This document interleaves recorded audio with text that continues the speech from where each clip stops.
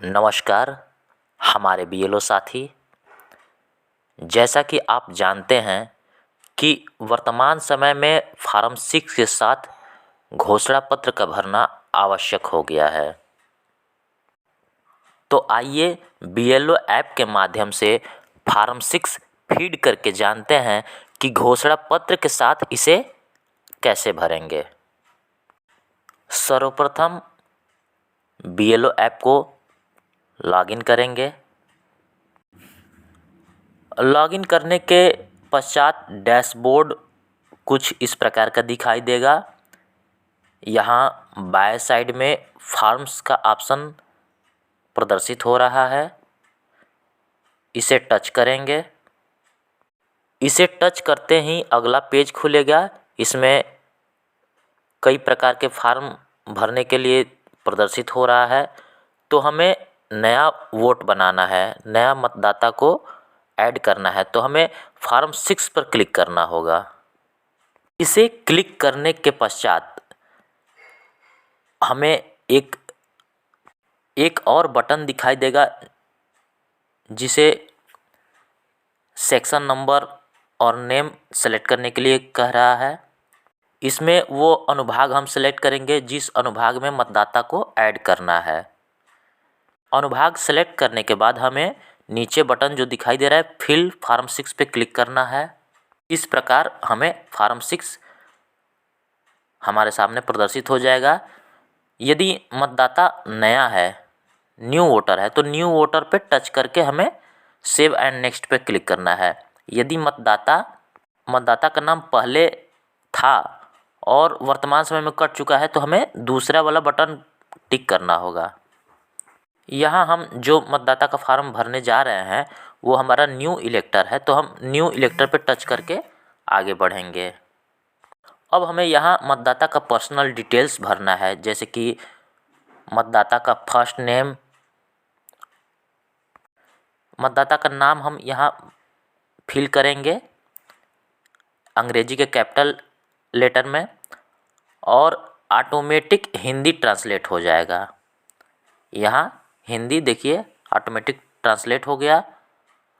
मतदाता का नेम सही इसमें भरने के बाद हमें मतदाता का फ़ोटो यहाँ चूज फाइल क्लिक करके लगाना होगा। जैसा कि आपने पहले भी मतदाता का फ़ोटो लगाया था, वही केवल पासपोर्ट साइज का फ़ोटो लगाना है। पूरा फार्म की फ़ोटो नहीं खींचनी है, केवल सिर्फ और सिर्फ मतदाता का पासपोर्ट साइज फ़ोटो। आगे हमारा दूसरा विकल्प खुलेगा जिसमें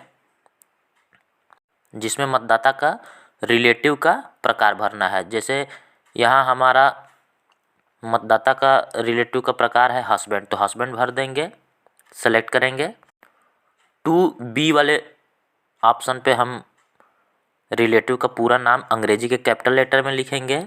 हिंदी ऑटोमेटिक ट्रांसलेट हो जाएगा, जैसे कि हम पहले भी बताए हैं। तीसरे बिंदु पे मोबाइल नंबर, यहाँ मतदाता का स्वयं का मोबाइल नंबर सेल पर टिक करके मोबाइल नंबर भर देना है। चौथा नंबर पे ईमेल आईडी है तो भरिए, अन्यथा आगे बढ़ जाइए। 5 नंबर पे आधार नंबर टिक लगा करके आधार नंबर फिल कर देना है। 6 पे मतदाता का जेंडर पुरुष है या महिला है, जो भी है आप सेलेक्ट कर लेंगे। 7वें पे डेट ऑफ बर्थ मतदाता का रहेगा, इसमें कैलेंडर पे टिक लगा करके और जो भी डेट ऑफ बर्थ है यहाँ फिल कर देंगे। डेट ऑफ बर्थ भरने के बाद सातवां का B नंबर पे डेट ऑफ बर्थ से जुड़ा हुआ डॉक्यूमेंट सेलेक्ट करना है, जैसे आधार हो गया, पैन कार्ड हो गया, जो भी मतदाता ने दिया है यहाँ सेलेक्ट डॉक्यूमेंट करके सेलेक्ट कर लेंगे और चूज फाइल पे जाएंगे तो वो डॉक्यूमेंट अटैच करने के लिए यहाँ पे विकल्प आपको मिलेगा। उसी तरह यहाँ डॉक्यूमेंट का फ़ोटो क्लिक करके अटैच कर देंगे। आगे बढ़ेंगे तो मतदाता का पता यहाँ पर भरना है, house number, street, area, locality, मोहल्ला, रोड जो भी होगा, टाउन या village, post office, pin code, उसके बाद तहसील भरना है, आप इंग्लिश वर्ड केवल भरेंगे, हिंदी ऑटोमेटिक ट्रांसलेट होता जाएगा। यहाँ डिस्ट्रिक्ट सेलेक्ट करना है, स्टेट आप सेलेक्ट कर लेंगे। 8वां पॉइंट का बी नंबर जो है, इसमें जो पता है उसके संबंध में कौन सा डॉक्यूमेंट मतदाता ने दिया है वो यहाँ पे सेलेक्ट कर लेंगे। जैसे आधार कार्ड हुआ या पोस्ट ऑफिस का बैंक पासबुक हुआ, जो भी एड्रेस के लिए मान्य है इसमें सेलेक्ट कर लेंगे वो डॉक्यूमेंट। चूज फाइल से जा कर के वो डॉक्यूमेंट का फ़ोटो क्लिक करके यहाँ लगा देंगे। 9वें नंबर पे डिसेबिलिटी से संबंधित है। अगर यदि मतदाता किसी प्रकार का दिव्यांग है तो इसको टच करेंगे, जिस प्रकार का दिव्यांग होगा यहाँ टिक लगा के आगे बढ़ेंगे। अन्यथा मतदाता दिव्यांग नहीं है तो इस कॉलम को टच नहीं करेंगे, आगे बढ़ेंगे। इस पते पे पहले से मतदाता के घर के सदस्य कोई दर्ज हैं तो यहाँ ईपिक नंबर दे देंगे, नाम दे देंगे, टाइप दे देंगे। फिर अगला चरण हम लोग का आ जाएगा डिक्लेरेशन फॉर्म, जो कि घोषणा पत्र के बारे में मैंने पहले भी बताया था कि यह ऑप्शन इस बार बढ़ा दिया गया है, ये भरना आवश्यक है। ये डिक्लेरेशन फार्म में जनरल डिटेल भरी जानी है।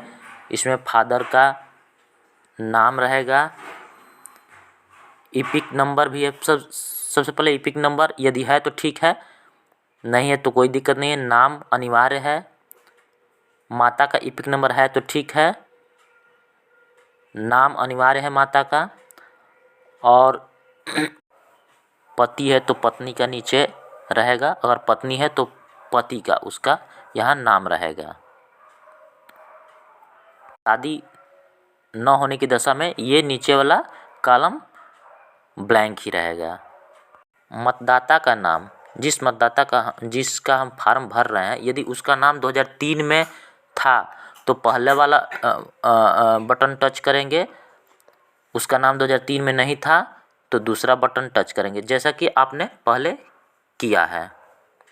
तो यहाँ हम दूसरा बटन टच करेंगे इसलिए कि इस मतदाता का नाम पूर्व में नहीं था, इसके माता पिता का था। तो दूसरा बटन टच करके ऐड रिलेटिव डिटेल्स भरेंगे। ऐड रिलेटिव डिटेल्स वैसे ही भर लेंगे जैसा कि आपने SIR वाले कार्यक्रम में किया था। SIR वाला डिटेल भरने के बाद हम सर्च डिटेल पे क्लिक करेंगे, हमारा विवरण प्रदर्शित होने लगेगा।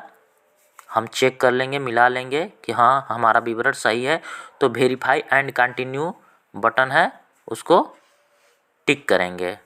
उसके बाद हमें रिलेटिव टाइप सेलेक्ट करने के लिए आएगा कि मतलब कि ये मतदाता जो है जिसका हम SIR वाले विकल्प भरे हैं वो इस मतदाता का क्या लगते हैं, फादर या मदर, वो हम टिक लगा लेंगे।